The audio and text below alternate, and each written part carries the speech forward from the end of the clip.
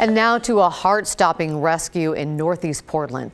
Police say a thief stole a car with a 3-year-old inside.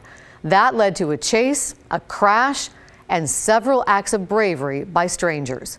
Catherine Cook has the story. Police say the child was not hurt. The suspect has some non-life-threatening injuries. He's in the hospital in police custody. The Good Samaritan who made sure of that is incredibly thankful. We could be looking for a missing child right now. Instead, T.P. Brown Jr. is talking about answered prayers. My prayer this morning was for God to show up for me and to put me in an impactful position to help other people, but not knowing the impact that he was going to put me in today. T.P. was driving to work Friday morning when he saw a Prius speed by him, horn honking, chasing down another car. The driver of that Prius was a father. Police say he was chasing after a man who'd just stolen his wife's running car from their driveway with the couple's 3-year-old son inside. It happened near Northeast 16th and Shaver. About 2 miles away, the dad crashed his car into the stolen vehicle, stopping it. TP says the dad jumped into his wife's car and struggled with the driver. The car reverses at a high rate of speed. Passenger door is still open, so it's clipping all the cars down the side of the road.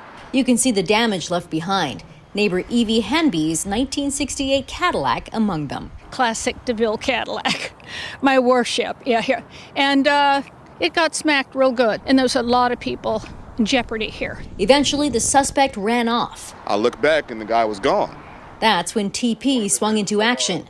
He drove off to find the guy and spotted him on Northeast 19th and Pacific, a dead end right next to I-84. So I immediately floored it, pinned him against the fence, asked him, not to move until the police came here.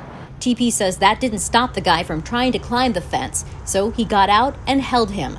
Then someone else showed up to help. The Amazon driver, I wish I knew his name, got out of his truck with some rope, and we began to tie him up and detain him until the police got here.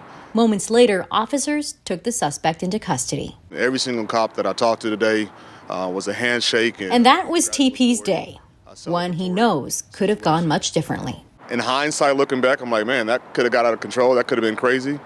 But I was just doing what I was called to do in that moment at that time.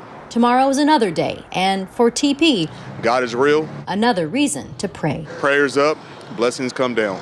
In Northeast Portland, Catherine Cook, KGW News.